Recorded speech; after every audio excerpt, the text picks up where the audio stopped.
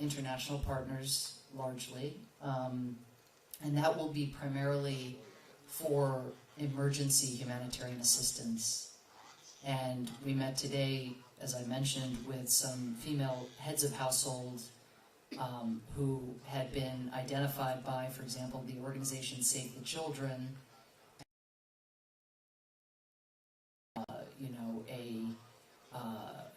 one children, for example, who was taking care of a father who was paralyzed.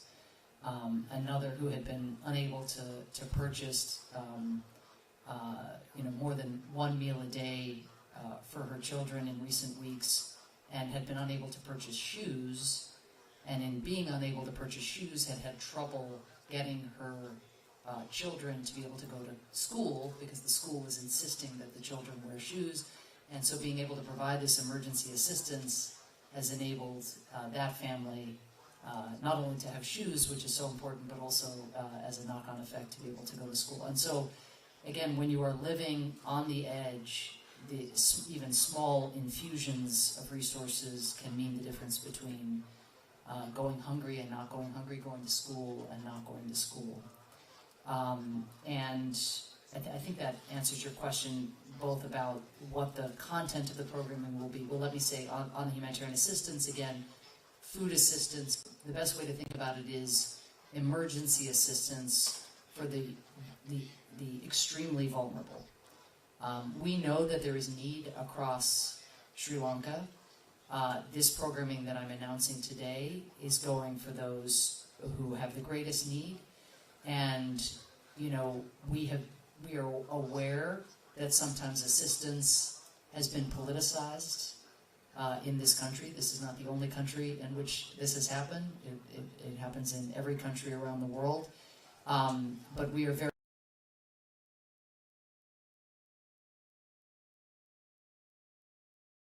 themselves will identify beneficiaries. Themselves then will ensure follow-up and monitoring to make sure that those individuals who have been identified as the most in need are in fact the recipients of that assistance. Thank you so much. I think we'll go to Al Jazeera for our next question. Thank you.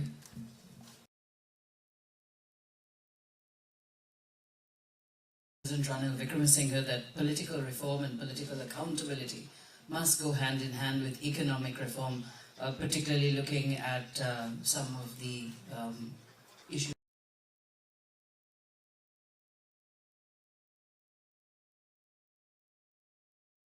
US aid and US expectation of that happening. Thank you. Thank you. I've had the opportunity to have many meetings with the now president over the course of the last decade or more, with him wearing different hats and being part of different administrations, and me the same. So we, meaning me having also had different roles and wearing different hats, so we have, but also very candid and blunt conversations. And so I was able to share, again, this perspective from the United States about the centrality of moving ahead with the governance reforms alongside that package of economic reforms that understandably are consuming a lot of the government's attention because they are imperative in order to unlock the IMF resources. I think what we heard in response was a reaffirmation of many of the political commitments that the president has made, for example, with regard to the Prevention of Terrorism Act and its repeal, and assurance that civil society would have the space to operate, to do its work, to hold the authorities accountable. I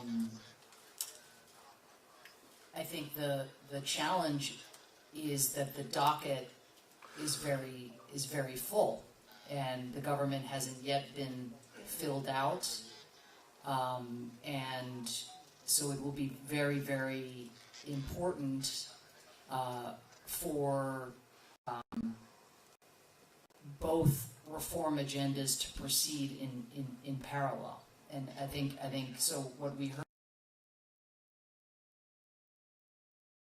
is a fairly detailed look ahead at when particular milestones would be reached or particular pieces of legislation would be introduced. And I think what we stressed is, given the demands and the aspirations of the Sri Lankan people, the importance of being transparent about that roadmap, about those intentions, and making sure that the political reform is not seen as somehow and not portrayed as it is by some as somehow in tension with economic stability. There's in fact political reform, governance reform, enhanced due process, enhanced rule of law, impartial application of the rule of law, all of that, as I said in my remarks,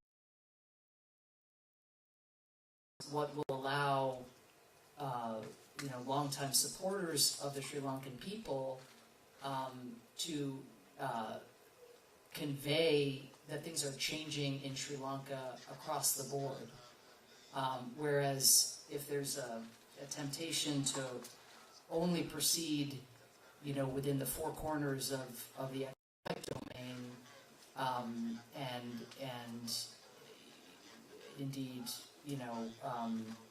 to move in a manner that perhaps exacerbates political tensions and so forth. And this is not just true of the governing authorities. This is a message that we were also able to send to the opposition. That lack of unity, that polarization, that divisiveness, is going to make it even harder to attract the kind of investment. It is going to perpetuate the impression of instability.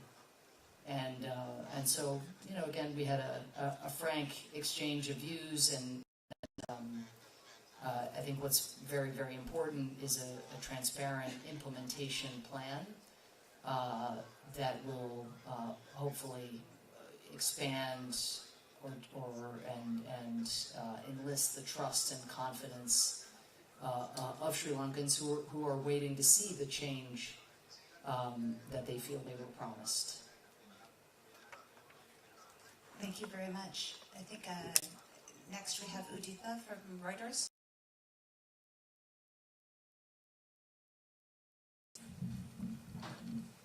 Thank you.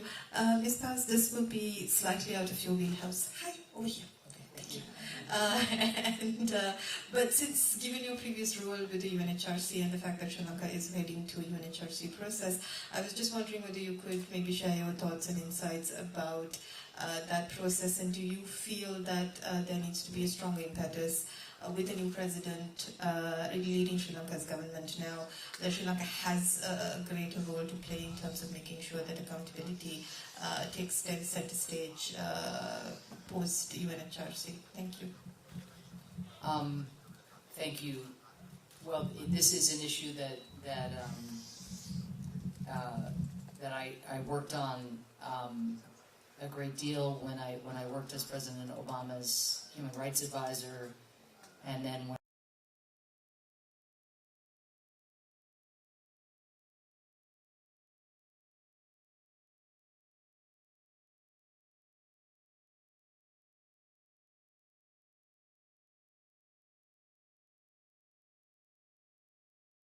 things are proceeding in Geneva. But, it has been a long time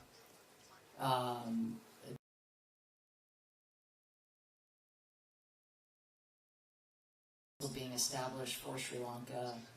I know that there is fatigue here by some who would like to see be able to go its own way and for the United Nations role to recede. But I think it is also very clear on the ground that the aspirations of those who survived really, really difficult, a very, very difficult conflict over many years, the aspirations of those individuals to seek justice and even to secure basic facts and basic truth, or to obtain some knowledge around missing persons, those processes around which there have been multiple attempts to generate progress, have not yielded the kind of facts, the kind of truth, and the kind of justice that so many people consider.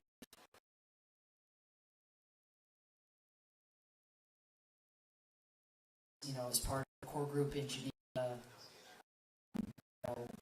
recognizing that I think we all agree that it is in Sri Lanka where those mechanisms are most needed, and there's a lot of technical support and a lot of expertise in the international community that is ready to be brought to bear. And we did, again, engage with the President on this today, and it is clearly, it is clear that these are issues that are very much part of, what brought at least some Sri Lankans out to demand change. And it is clear that the commitments that have been made in the past, again, haven't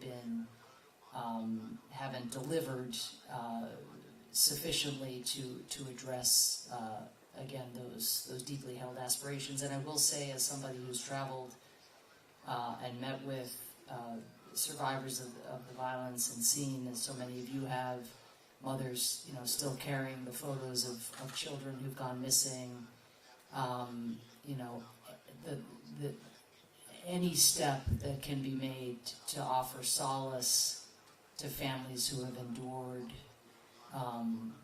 the kind of violence and suffering that has occurred in this country is important for us all to stand behind. And I don't know, Ambassador, if you'd like to add anything about the Human Rights Council process. And as Administrator Power has said, the United States is back in the core group and very much an active participant in the discussions going on in Geneva. And we understand Foreign Minister Sabri and also the Minister of Justice are there in Geneva as well. I think there are long-standing concerns about human rights and accountability and justice that the government has committed to its own people, to the Sri Lankan people. And I think when you don't bring in those aspirations of all the different groups and all the pains of the past, when you don't address that, then you don't really realize the full potential of that unity and reconciliation process that can make Sri Lanka prosper even more. So I think there are definitely institutional reforms, strengthening institutions like the Human Rights Commission of Sri Lanka, the Office well-resourced and independent. Just many of the steps that we've heard, the steps being addressed, but whether the implementation will be complete and true and lasting, that's something that I think we and the international community and the Sri Lankan people are really seeking to encourage the government to do.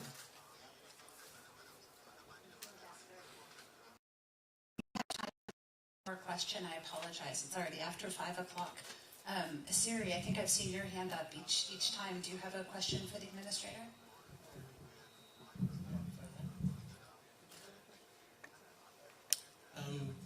Stephen Allen, Sunday morning. You mentioned that the president, when discussing about the governance reforms that you discussed this morning, mentioned certain milestones. So has the Sri Lankan government signaled a time frame to roll out certain key governance reforms and political reforms that you mentioned about? Because of politicians and successive governments talking about it, but no real roadmap to it. Has there been any indication that there is a roadmap now? Can you shed some light on that? Thank you. I'm going to give you the opportunity to ask a second question because my answer is going to be very short. I feel that it is not the job of visiting U.S. officials to characterize the Sri Lankan government's timetable or its plans, but I will say that we stress the importance of being transparent with the timetable and with those plans. And so even your question, I think, is very reflected in the conversations I've had in my couple days here, is that people are really hungering for the specifics, for some sense of how prioritization is going to be done among, again, the vast array of commitments that have been made and where implementation and follow-through is expected, and the vast array of needs on the ground. And so, again, I think it's better for us to leave it to perhaps your next press conference with the president or his team. Clearly, there's a lot of focus right now on closing out the IMF deal. There's a lot of focus on the budget and getting the budget over the finish line. But again, it is, as we've said, it's very important for these measures to be thought about holistically and comprehensively.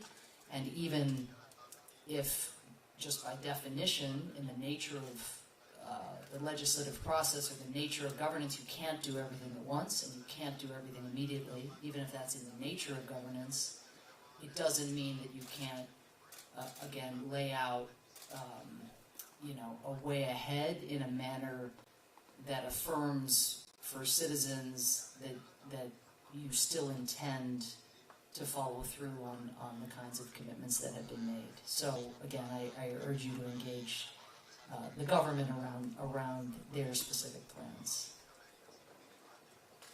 Siri, we said one question, but she promised you a second. I don't know if you have a second only question. Because I That's fine. I don't know as a question. That's very collegial. Administrative power, you mentioned the need for Sri Lanka to be able to restructure its debt, treating all partners equally, and you particularly mentioned China. And I remember in July when you were in India, you said opaque Chinese loans were among the key factors that led to Sri Lanka's crisis. Now, in your conversations with the president and top officials, do you get the sense that the government is at a comfortable spot in terms of debt restructure, because IMF has made its assistance contingent on the success of that process? And part B of that question would be whether the US will pitch in with some bridge financing that Sri Lanka has been seeking from different partners and hasn't been successful as yet. So there is going to be a very crucial period from now till the IMF assistance actually comes in after debt restructure. So will the US support with bridge financing, and what are your impressions about where Sri Lanka stands in terms of restructuring debt? Well, I think that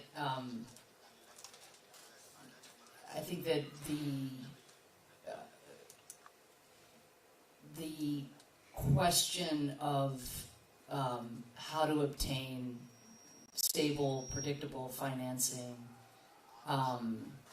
and the question of the time frame around debt restructuring, I think those questions are still looming in large measure.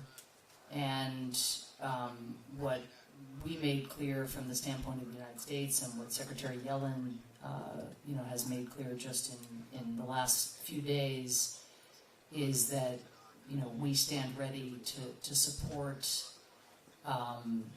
that effort. We recognize it's going to be a critical piece, as you said, of the recovery here and getting the economy back on a more stable footing. I think with regard to additional financing, I don't have anything to share on that here today beyond our desire and President Biden's desire to work within international financial institutions, to do everything we can to get Sri Lanka back on a more stable economic path. And if I could just go back to the first part of your question, and with regard to other actors, great influence here, have the chance to make a very positive difference and really relieve Sri Lanka of some of this acute debt distress that the country is facing. Again, our interest as the United States is in Sri Lanka's success. It's in its economic development. It always has been as USAID, but also as the United States as a whole. It is in, again, the deepening of the rule of law, the strengthening of the democracy, the institutionalization of checks and balances. It's in the belief that cleaning up corruption and self-dealing is not only going to be incredibly important for the dignity of Sri Lankans who have to deal with that every day, but it's also going to be absolutely vital to the kind of economic stability that everyone in this country is seeking in every sector.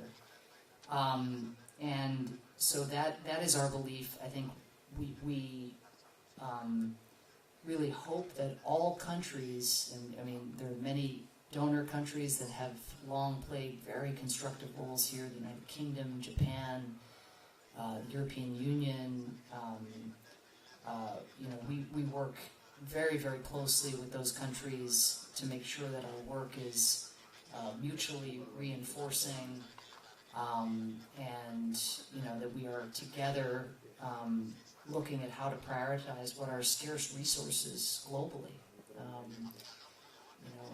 Everywhere you look, there is a humanitarian crisis of some kind unfolding, and all of those crises make demands on the same pool of resources. So it's an extremely challenging time. I just came from Pakistan, and on June 13th of this year, Pakistan we didn't have the problem of having to find resources to contribute to support the Pakistanis in managing an unprecedented flooding crisis. On February 23rd of this year, it's hard to remember, Russia had not launched a massive, brutal further invasion of Ukraine. All of these crises are coming on top of one another, which presents many challenges. So we need all hands on deck, and every country that has the ability to make a positive difference for the Sri Lankan people to contribute. This is not an either-or situation, and President Biden often says, we don't expect countries to choose, among those again, large international actors who are making an impact on the ground, but we really hope that those countries that have had a hand in economic development, and again, the consequences of those investments really have varied in Sri Lanka and in all parts of the world, but that those countries, in a time of a crisis of this magnitude, can see fit to come forward and think about how to strengthen the economic sovereignty of the country, the economic resilience of the country. I mean, that's one of the things that I really value about working at USAID, because I'm still relatively new to the agency. I've been there for more than a year and a half, but nonetheless relatively new, unlike Gabe, our great mission director here. We provide grants. We're not interested in increasing indebtedness to the United States. We're interested in, one day, hopefully not too far off in the future, our relationship with Sri Lanka being strictly a trade relationship and not an aid relationship. We want our resources to help unlock the potential that we know is there without strings attached. And we think this is a really important moment in Sri Lanka for that same mindset of standing with our friends, no strings attached, what is in the interest of economic stability and economic independence for this country. And I think that is the sort of mindset that informs the kinds of efforts that we will make to provide economic support going forward. Thank you all. Thank you, Administrator, for sharing that vision, for your leadership, for your words today, and for the time that you've given us. That's going to close us out, you guys. I know the Administrator has a busy schedule and needs to move on, but thank you so much for coming out today. Thanks to all of you. Thank you.